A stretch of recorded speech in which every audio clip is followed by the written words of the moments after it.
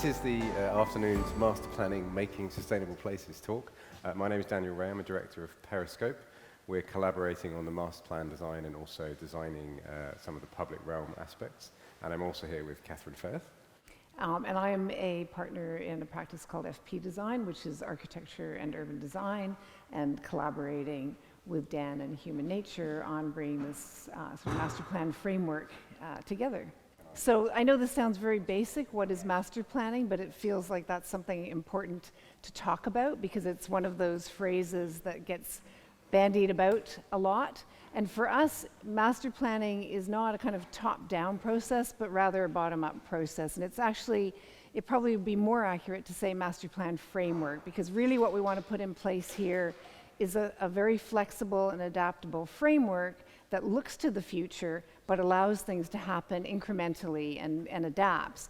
So what we're looking to do is create a place that really focuses on the relationships between different uses, so places where people live, where they work, where they go for recreation, where they go for cultural activities, and most importantly, look at how people have the ability or the opportunity to interact in between the buildings. So very much a strong focus, as Dan was saying, on the public realm, because that's really where we have a lot of informal exchanges that are as important, if not more important, than more formal exchanges. So I just wanted to kind of set the scene with that in terms of, you know, how we're interpreting master planning. Now, of course, master planning in the 21st century, we need to be very, very aware of the different elements that have to be balanced, not only the constituents, sort of who is going to live in a place, you know, what are the ages, what are the backgrounds, the ethnicities, but also what kinds of activities are people engaging in. And I think, you know, I'll probably say this a couple of times through the presentation, certainly the last 18 months of sort of living with a pandemic has taught us a lot, and there are a lot of lessons to be learned. And we've seen a lot of blurring between different activities. And I'm sure in many of your lives, you've been seeing that kind of mix of and merger of living and working and playing. Now, of course, some say maybe the reason we had the pandemic was because of a climate crisis. I won't get into that deeper. Oh, you had to go there, didn't you? Right now, yeah. Maybe not this moment, but I think, you know, what we see as part of the responsibility of this framework plan is to address some of the issues that are around climate change and the climate crisis, not only just sort of responding to them, but seeing if we can kind of undo some of the not particularly good things that we've been doing in the past. So that means everything from innovations to behavior change. And of course, there's always policy and regulation. And we need to be working, there's, you know, a policy and regulatory context within which any project is working. Just to give you a little bit of a sense of the timeline of things, you know, it's early days, that's why we have all of you here now. We want to have these conversations, we want to hear from everybody. We'll be coming back to you again in a few months. But as this progresses, our ultimate goal is to have what we call an outline, get an outline planning permission for the whole master plan, so really something that talks about that direction of travel. And then also for what we see as the first phase of the buildings. We hope to submit that in the spring of 2022. If things go according to plan and the planners, you know, sort of do their work at reviewing everything, you know, we could be starting to break ground in 2023. But don't hold us to that, because some of these things, of course... This is being recorded, Kathryn. Yeah, so slightly out of our control. Yeah. That's my big caveat on that one. Somebody asked quite a good question about this yesterday. It might also be worth mentioning, is that there is, I'm sure a lot of you are aware, an existing consent for the site. And the Human Nature project diverges from that considerably in the design. But what it does mean is that a lot of the technical underpinning for the project that supported that planning application is still relevant to the context that we're working in now, because it was done very recently. So that allows us to have a springboard on some of the technical aspects, which will mean that we can hopefully go faster through some of the hurdles we have to jump through, but not all of them. And I think it's fair to say, you know, within the policy context is is something that tries to be a sort of wide berth or wide umbrella, but of course, every place has its own context, its own culture, and so it's sort of our job to then interpret that policy and then apply it to this master plan. I probably don't need to say much about equity and inclusion. Again, also related in a sense to the climate crisis, but something that's very, very important. You know, this needs to ultimately be a place that is for everybody, that welcomes everybody. As I said in the beginning, in sort of defining what we see as a successful master plan, it needs to be kind of not just sort of accommodating everybody, but welcoming everybody. And then, of course, there's the market context.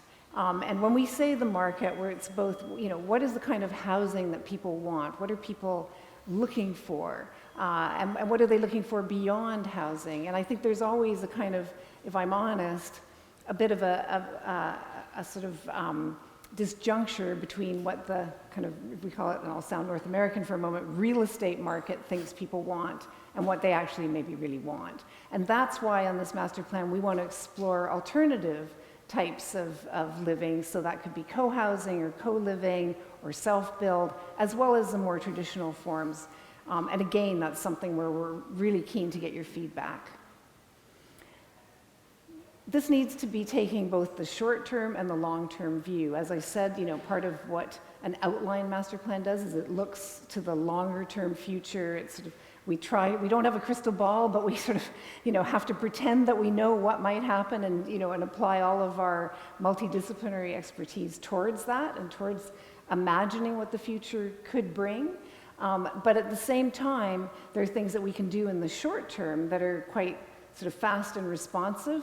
You know, today is an example of that, and we'll talk more about why we're retaining the building, so we can start to make this into a place, you know, starting now or starting yesterday or even before that, and then build it up over time and allow for, again, that sense of flexibility.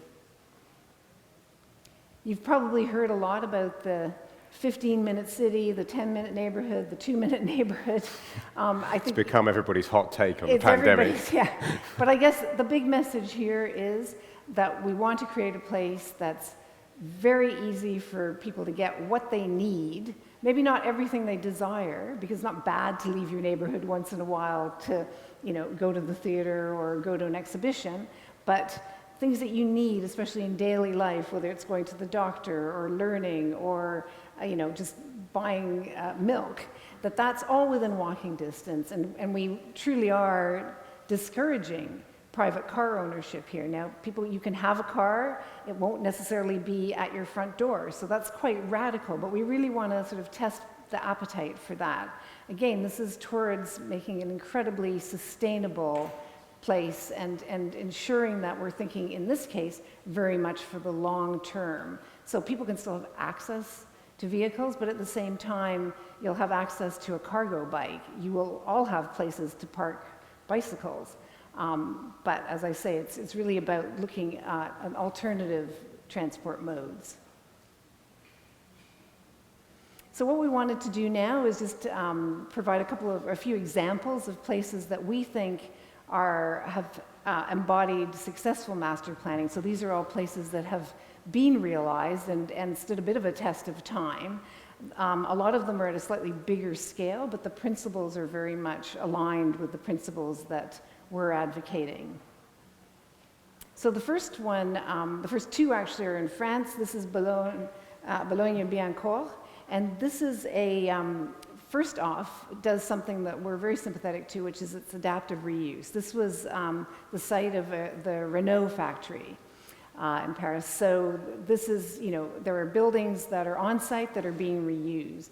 The other thing that we like a lot about this is the fact that it's very much about a mix of uses. So there's residential, there's office space, there's other workspace, and also they're very aware that there's, you know, the potential for a visitor economy as well. And, you know, Lewes is obviously already on a kind of, you know, day trip destination or even, you know, coming here for a week. So we need to recognize that in what we build into the town.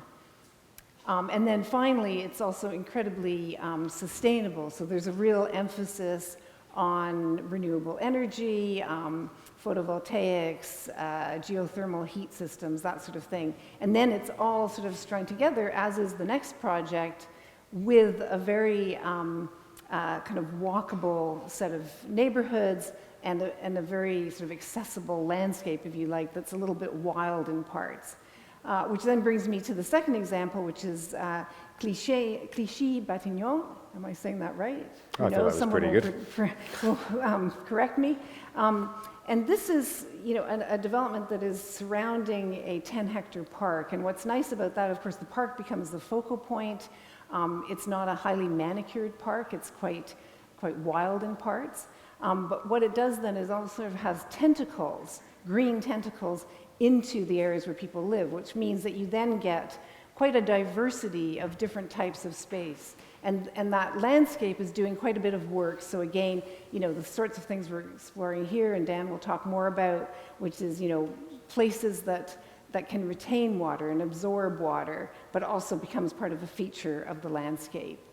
And again, it's a very sustainable place in terms of the ecological corridors. It's actually, sort of talks about itself as an eco-town. Moving countries now into Germany. This is Vauban, Freiburg. A few interesting points about this. Perhaps some of you have seen, there's a stand in the Phoenix Gallery. It talks about co-housing. Well, this is a sort of gigantic version of that, because the entire project was designed in a co-design fashion with future residents who are going to live there. It's also somewhere where you, for the most part, leave your car at the door. So it's something we're exploring also on the Phoenix project, where cars don't penetrate into the center of the plan, except for a few key routes. And that's really important for delivering livable streets, better cycling facilities, better pedestrian experience, a safer environment for residents. Children's independent mobility is really important, and not having cars everywhere supports that. The other interesting point about this, or one of the other interesting points about this, is that all of the green space is centrally managed in the project. So, but from Courtyards here, which perform a flood relief function, to the front gardens in the project, are all managed for the benefit of everybody. So they host bike parking, some space for residents, some ecological space, and when that's done centrally, it offers the opportunity to have compound benefits. Often when front gardens are kind of chopped up, you don't have that, so that's an interesting way of approaching a kind of more strategic approach to greening a project. Hammarby in Sweden, so we're doing the tour of our European neighbours. Here in Sweden, this is an interesting project because sustainability in Sweden is actually considered to be a national aim. They have 8 criteria by which they assess things. This is a government project, so slightly different from the Phoenix project, but they designed and conceived of the process to explicitly deliver sustainable outcomes and measurable improvements to residents' quality of life. So as it's been developed over the last 15 years, those things have been continually measured from things like equity and inclusivity. We talked about that earlier. So the right mix of public and private housing, access for different demographics, has all been measured all the way through. So that's it's interesting to note that it's not just necessarily about the physical design, but it's about the management and the principles that go into conceiving the place is as much important in master planning as the physical design of the place. Also, what was unique about this project is that most of the infrastructure, particularly for water and green spaces, was delivered very early, and that's allowed it to mature through the life of the project. As the homes have been delivered in later phases, they already come into a mature landscape which performs a much greater function for them than it would do if it was delivered at the same time. We're doing that increasingly in this country, but it's not the standard at all, but it is what we intend to try to do here at the Phoenix project. It's another image of development on the waterfront, and there was a lot of microclimate studying to ensure that water spaces weren't overshadowed and neither were pedestrian routes.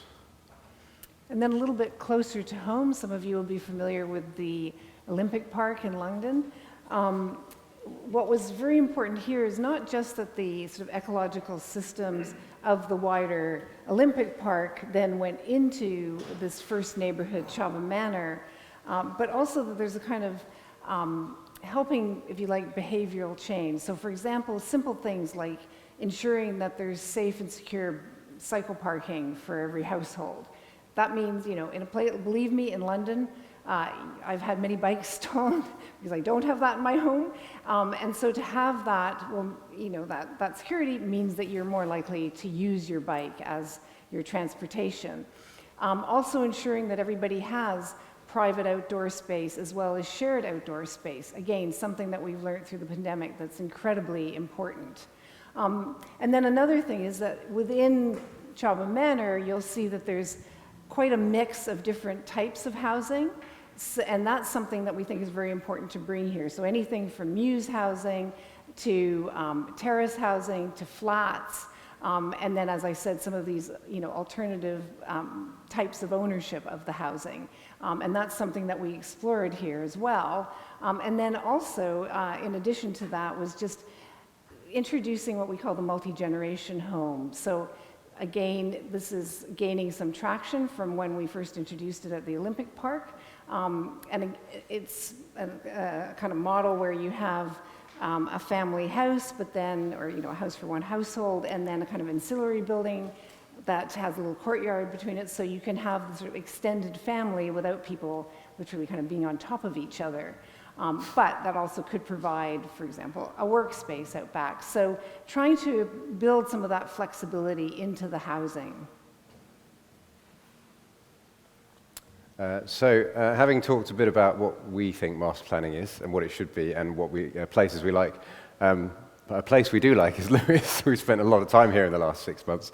And so I'm just going to touch on a few aspects which we found to be really important, and generally in master planning, but specifically to Lewes. So Lewes is a layered place, and it's a place of history. I don't have to tell you that, but, you know, Battle of Lewes, medieval development and the castle, and the strip development along the high street, burgage plots, the coming of the opening up of the river, railways, development of industrial sites like this one, and then latterly 20th century development. There's a huge richness in Lewes, and we spent a lot of time trying to understand that.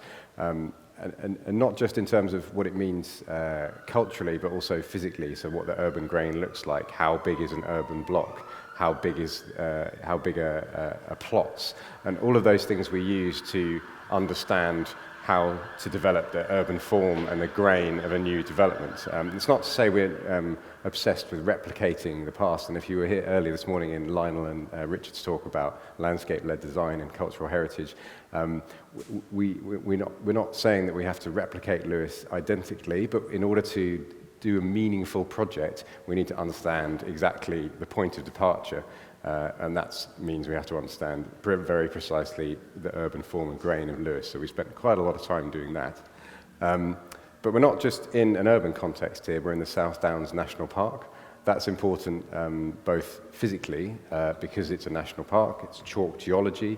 Geology defines vegetation types, and the vegetation types are substantially one of the things, geology and vegetation types, that give the character of the South Downs National Park. So in order to understand how to do a project on the edge of Lewes, or one that connects to the Downs both visually and physically, we have to understand that context. And it's also a regulatory context. The South Downs National Park Authority is the planning authority for this project. So, and they have a local plan that's been written, and design guides that have set the tone for how development should proceed in the park. And so I mentioned that word landscape-led before. And that's very much enshrined in their approach and what they want to see in projects. It doesn't necessarily mean that we have to deal with that purely in a visual way. So it's not just about saying, are we obscuring views to and from the landscape? It's about what they call ecosystem services, which is a complex way of saying that in order to support the landscape of the South Downs, it's important that we consider all of the systems together. So developing a project that supports local cultural heritage, supports jobs, supports management of forests locally and management of the landscape through perhaps using local timber, which will enable forests to be managed sustainably. So it's understanding that it's not just about the visual, it's about the totality of how the South Downs works and how this project can integrate with all of that and support it. So the Downs are important. The Pells just next door. It's a beautiful landscape. I was chatting to a chap yesterday who was suggesting that we could collaborate a bit further on understanding how the water works in there, because at some point it's been very low recently, but it's a very green and it's very adjacent, and it's the immediate green infrastructure context of the project. The floodplain also important. This site is in the floodplain. That is a different landscape character and geology type to the downs, and so we're obviously adjacent in the downs. We connect to them, but we're on the floodplain, so understanding how that works, both from a green and blue perspective, is important. And the river itself is obviously totally critical. It's a tidal river, as I'm sure you all know. So it provides obviously a transport facility for the town, and has been much more important in that regard in the past, but could be again. It's an ecological corridor. But it also, because of the way the river bends and opens up in this location, it affords views across the site. So it's fairly unique you get long views across the Phoenix project site. So we have to be extremely mindful of how that setting works, both views into the project and views out of the project, and how the proposed master plan framework sits in the context of historic landmarks and views in the town. So lots to think about there. And then Lewes is urban heritage. This is about urban form I mentioned earlier, so building types, size, scale, arrangement of facades. All of that is super important to us in this process, but also materiality. You can say Lewes is, a lot of the time it's described as a box of toys. It has the most rich or diverse amount of building types I've ever seen in one place. It's amazing, actually. But so we need to understand that context and learn from it. That's incredibly important. And then the industrial heritage itself. This is not just about buildings. The buildings are important on this site because they're different to, obviously, the buildings on the high street, for example, a different scale, a different use. Could that signal a way to approach the master planning of the site that's perhaps different and complementary to the town centre? But also they're a cultural heritage. And we'll come on to talking about the retention of buildings shortly, but a lot of these buildings on site aren't nationally listed, but they have an enormous cultural significance, both for their use in the Industrial Revolution, but also more recently in the Phoenix Rising process. And that's also equally as important as deeper heritage. So we need to learn about cultural and physical heritage on the site and respond to that. So that was a whistle-stop tour of context, and now we're going to talk about the framework master plan. We're actually on time. That's good, isn't it? And you probably recognize this is an aerial, and we're all sitting within the soap factory right now. But as Dan said, it's been very important to us to look at what buildings we might retain because of the incredible cultural and industrial history, but also, again, in the name of sustainability. Many of the activities that we've been hearing people want to see on the site, whether it's creative industries or some other types of production or workspace, performance space, etc., they can be housed in these buildings. So why take them down? Let's reuse them. They're in pretty good shape. In fact, some of the structures are actually quite beautiful. Many of you will have already spent some time over in the Foundry gallery, which is this one. We're also keeping the Foundry workshop and then the Hammond building, which is the oldest building on the site. And what's quite nice about this is that it starts to form a cluster that informs the master plan itself and makes a place from the go-get, or even, as we said before, because there's already the memories of activities here, we're just retaining that and bringing that into the future. We're also keeping this building, which is not the most noteworthy of buildings, but it's in pretty good nick. It's the building which we refer to as Phoenix House at North Street and Phoenix Place. Right now it's housing the offices of Human Nature, so very important indeed for the development group to be on site and sort of living and breathing the place, of course. And there's the one we're in right now. Did we cover that one? Soap factory? Yeah, I started with that, I think. So the first thing, what we see as absolutely critical is that this feels like a place that's sort of knitted into the wider area. And so what this is doing is simply sort of mapping where those connections are, where that integration can happen. And Dan spoke about views. It's not only about, me being able to walk or cycle up North Street, back and forth into town, into the high street, and then into this neighborhood, but it's also what do I see as I approach. And so that becomes something that's very important in terms of the kind of legibility, in terms of navigation and wayfinding. And so there are a couple of routes, obviously North Street exists, Phoenix Place exists, Brook Street exists, and we will sort of bring those into the site. But we've also looked at how people move through the site and what the sort of destinations are in the wider area. So that starts to inform this route here, which crosses the causeway. This is a route I've taken a lot because, I'm back and forth going to the station.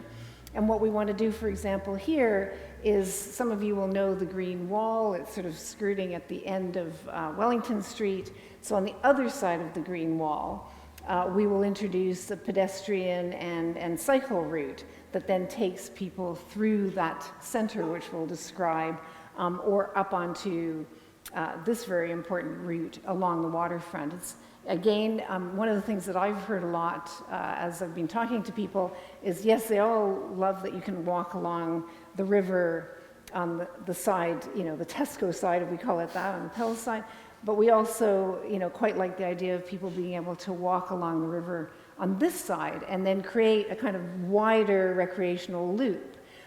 So that's something that we're looking at. We'll describe that in a minute, how that works. And then in addition, make sure that from within the site that people can get to that waterfront. So almost like a sort of series of fingers that bring you to that place. And that then starts to tell us where the routes should be and what the kind of rhythm, that combined, that sort of movement and circulation is then combined with what Dan was talking about before, sort of understanding what makes sense in terms of the kind of block pattern and the scale. So if we look at the scale of some of these blocks, well, that's pretty similar to what we're proposing. So it doesn't feel like it's some other place. Yes, of course, some of the buildings are going to be built now, and so they'll inevitably, have a sense of difference in that way. But at least we can make sure that the rhythm of the streets, the Mews, etc., are very similar to what we have in Lewes. So what we call the urban grain is something that people feel comfortable with and I can identify with. It also just, frankly, allows for some better units and better homes. And then we want, of course, create within that, we need places that people can live and work and basically hang out. And so these are the different types of spaces that go up to make what we call the public realm. So of course the streets, as I mentioned before, we really do not see the private vehicle being the dominant force along the streets. Of course North Street will need to be accessible by vehicle. I didn't mention, of course, another building that's retained, at least for the foreseeable future, is the fire station. So of course emergency vehicles, fire trucks need to be able to get into the site.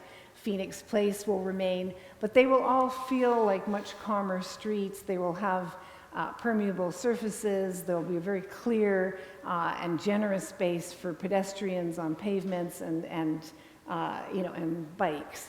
But then beyond that, these spaces in here are not spaces for vehicles. So, when we think of a Mews, often the Mews still has vehicles going down. In this case, we're seeing that almost like a sort of linear, a very small linear park, if you like, or linear yard.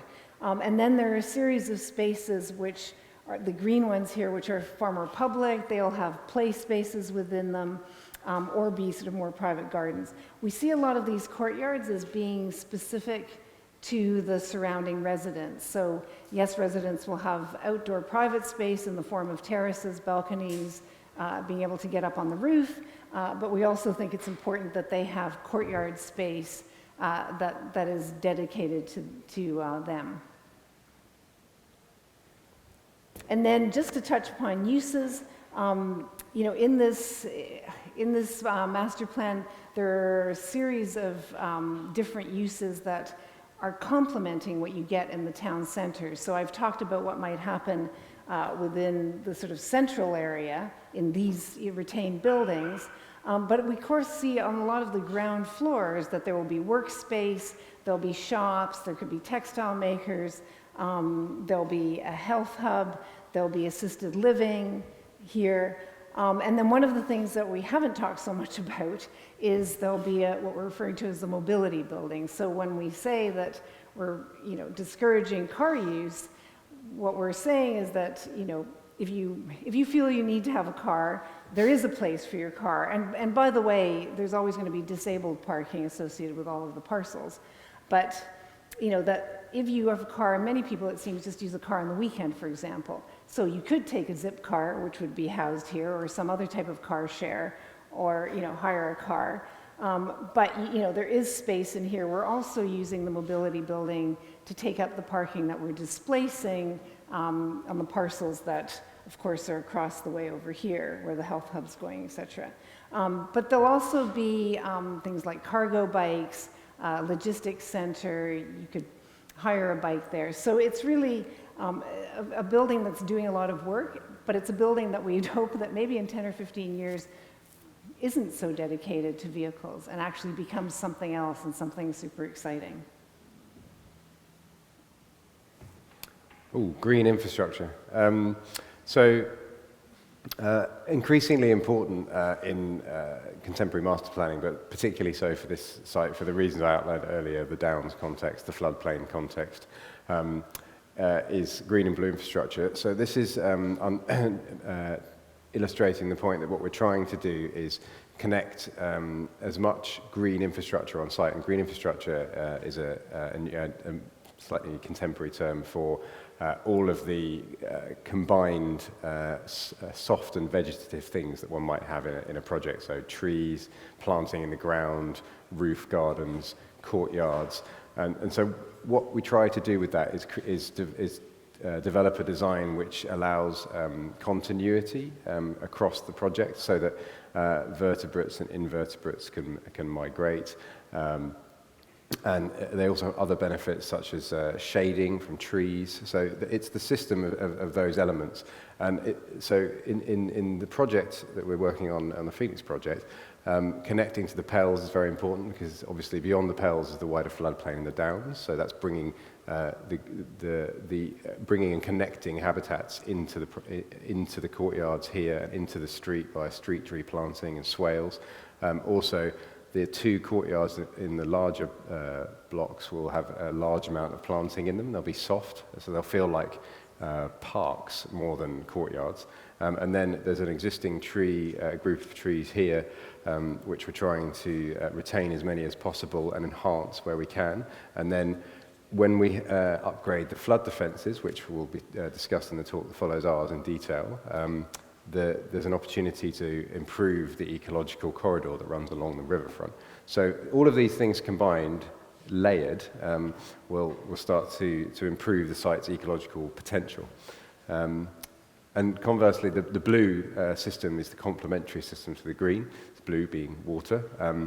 And that, Fred and Kirsty will talk about that in a lot of detail shortly. But from a master planning perspective, it's important that we can manage water and not flood homes, not flood other sites.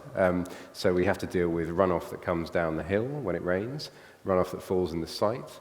And so the traditional way of doing that is what's been done in the last 20 years is to dig a hole in the ground, build a concrete box, fill it up with water, and that means you can store it without flooding homes or flooding adjacent sites.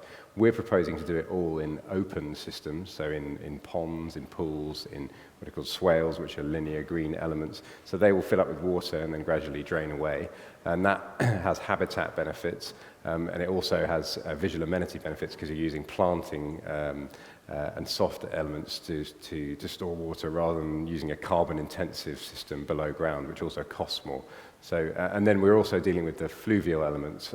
Fluvial is river flooding, and again, that will be discussed shortly, but we have to manage the fact that the site's in a floodplain. We can't have homes being flooded all the time, so we have to deal with that in a way which balances the likelihood of the site flooding with trying to manage the existing site levels and being very, very precise with where the defences are, so we don't use too much embodied carbon building them. So it's a complex system, and it's something that we're working through at the moment.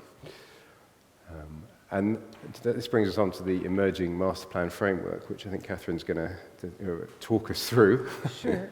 I mean, we've talked about many of the elements. Obviously, the piece that looks the most animated on here right now is this central space that's framed by the retained buildings. There's also this idea of a hotel that I should have mentioned when I was talking about the uses. And this is that path I talked about.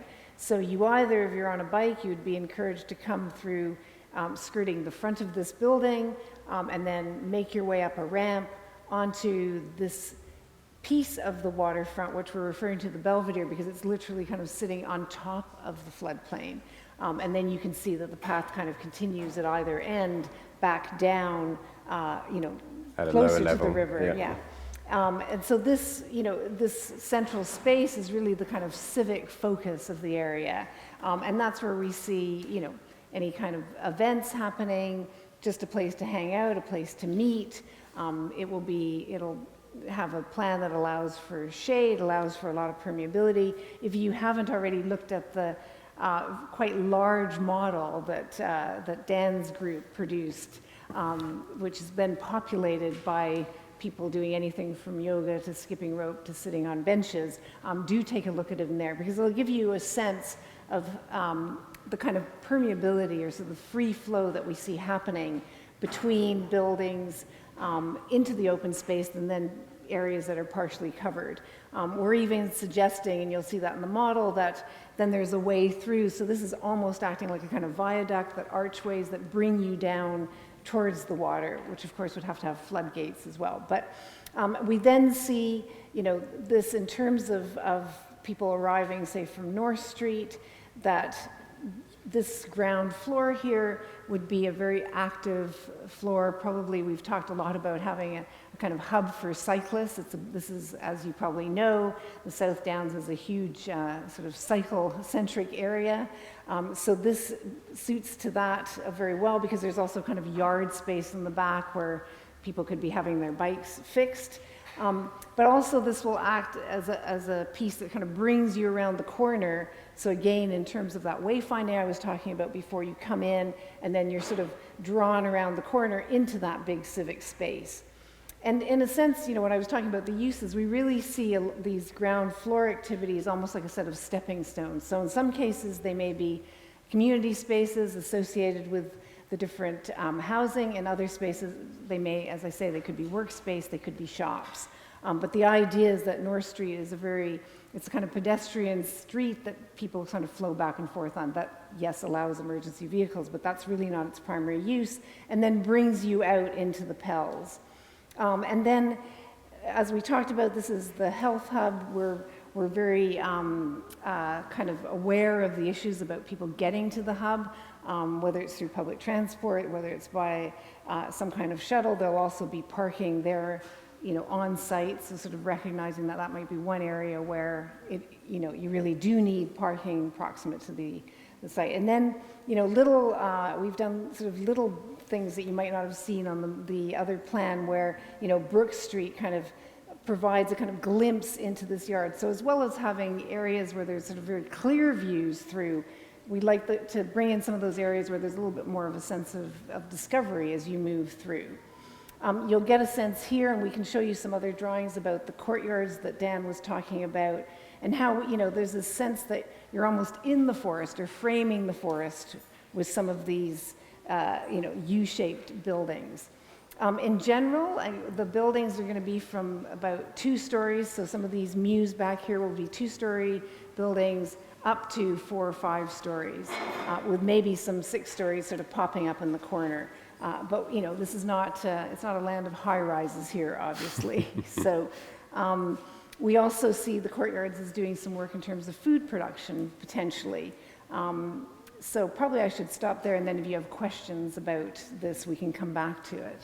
This is the same plan showing the roofs.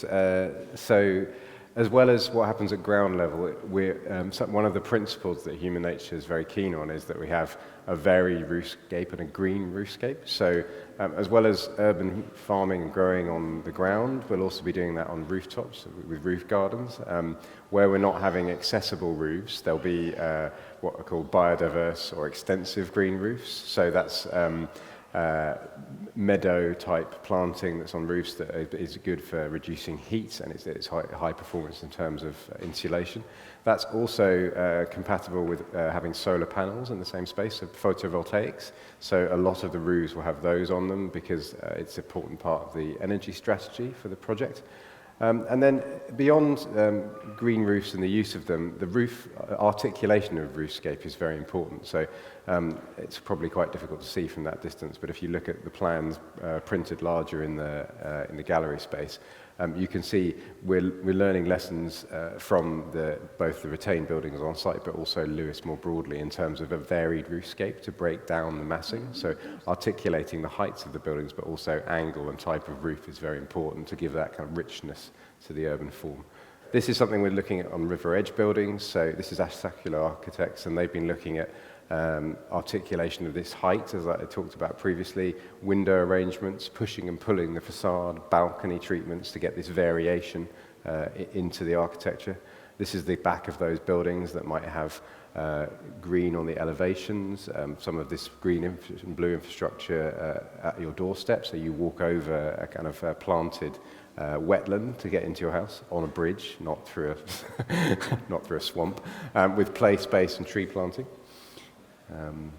And this is a section through the river edge showing the 6.15 meter high flood wall. So that's 6.15 meters above sea level, not a 6 meter high wall. It's about 1.5 meters above the adjacent level. And then this is showing a ground floor residential, a home with a balcony and then a second floor above.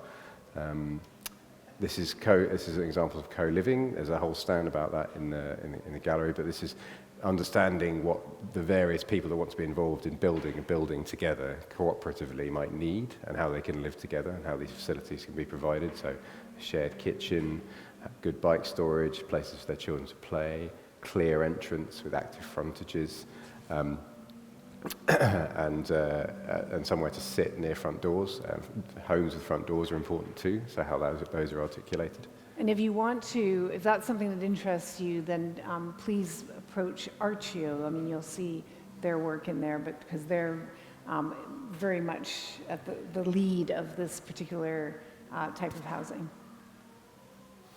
Large courtyard blocks, would you like to say a couple of words about Well, this? Dan sort of talked about all of the work that these courtyard blocks have to do. So, it's to address the sort of storage of water. This is very ambitious that you're actually going to be able to go fishing there, but it also is a place to store bikes. It's a place for sort of shared event space, and of course very, very green. And this also starts to give you a sense, I mean, these are quite playful, but that idea that everybody has some of that, a private outdoor space as well, that things are sort of well surveyed and well overlooked.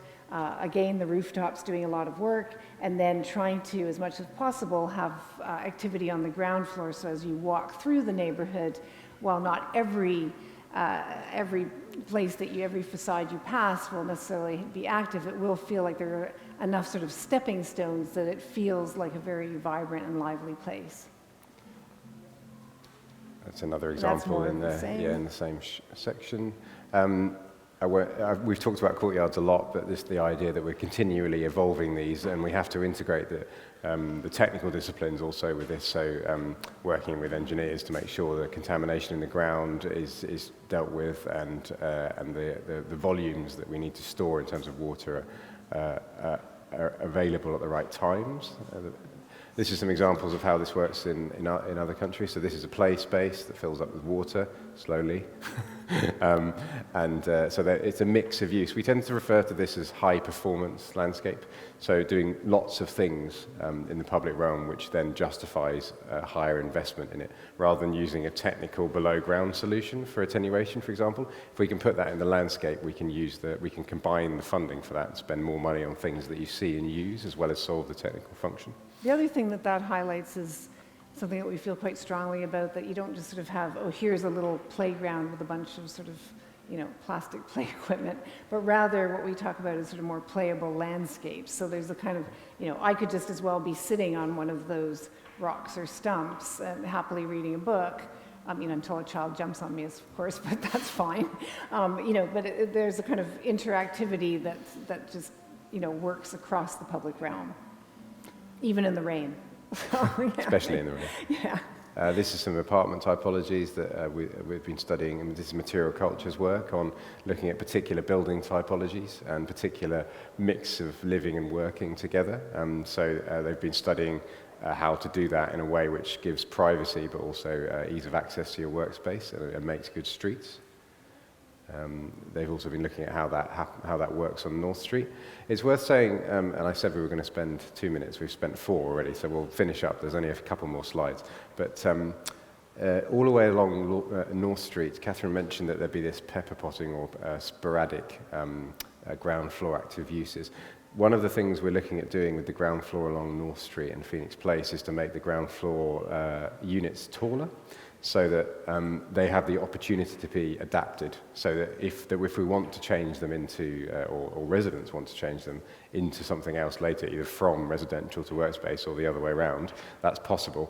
That's all about adaptability, because we have to plan for a long life, loose fit arrangement, because we don't know what's exactly going to happen in the future. It also just, it makes it feel like a much more public face, because you have likely that bigger windows and taller ceilings. And then drawing courtyards. And then we've also been thinking about material and character, because, as I mentioned earlier, that's a super important aspect of what we're doing here. These are some street sections. I'm just going to click through this, but we want bike and people-friendly streets which are inhabited on the edges by people, so they feel they can, like in the Lewes Twittons, people can put plant pots out and appropriate those, put a bench out and sit with their neighbours. Foundry Yards is what we're calling the central public space at the moment. We've been looking at how the programme of that relates, how the different scales of spaces relate to the uses around them. And then the Belvedere and the Waterfront. This is the opportunity to remake the river edge, deal with flood defence, allow new public access along 800-ish metres of waterfront, which is a great and a opportunity. New bridge, a new bridge, a great opportunity for Lewes.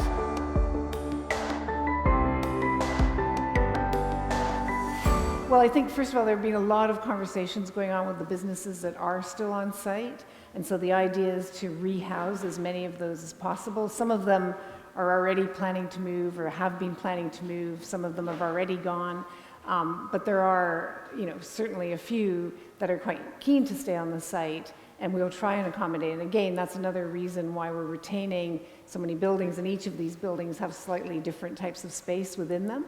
Also incredibly welcoming to new types of commercial activities, and that could be anything from, yes, people sitting in their office, and it could be a shared office at a computer, to people in the creative industries, to people actually producing things, and any kind of hybrid. And we also have a number of typologies here, building types, where it's live-work. So the residences, for example, along Wellington Street, where if you're on Wellington, it looks like a set of terraces.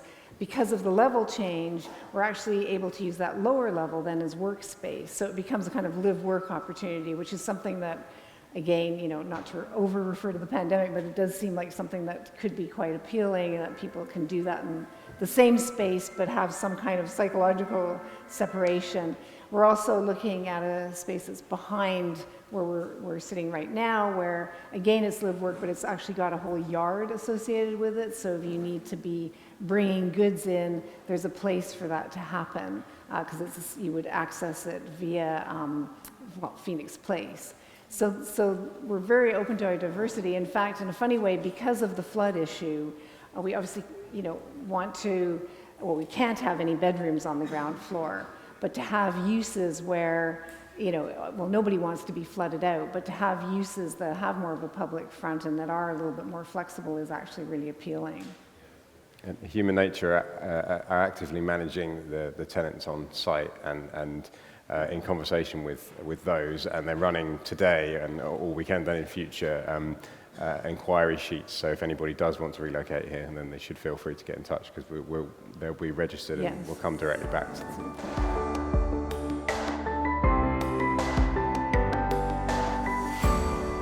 We want it to be a mix, and Human Nature is really quite passionate about this. This should not feel like an enclave of any one type of demographic. Yes, probably there will be people who are, as I understand it gets called here, DFLs, because people are leaving London. London, especially now having learned that we can all work remotely, and maybe we don't have to be in the big city. But there are a range of types that will cater to different people. So anything from quite small units, which yes could house students, but it could also be what we've been sort of talking about, first home away from home. So for younger people, and where some of the amenities, it won't be full-on co-living or co-housing, but there would be shared amenities. So not everybody has to have everything within their unit. And then at the other end of the spectrum, sort of more traditional units, it could be terrace houses or flats across different scales. Human Nature is also looking at forming a housing association, and so that's something that, of course, would help provide affordable housing. Then, as I mentioned, there seem to be a number of groups. I know Archio, who I mentioned earlier, has been kept very busy this weekend talking to groups who are interested in co-housing and co-living. One of these groups, for example, is an older women's network, and they're interested in co-living, and so they may take up some of the housing here. So our hope is that it will be a real mix. We want to ensure that there is affordability. We know that, I've had some really interesting conversations with people whose families, they're from Lewes, their grandparents and great-grandparents lived here. They want to be able to live here and afford a home. So that is something that's very important. Of course, yes, there'll be a balance of market rate housing as well. Thank you. Thank you.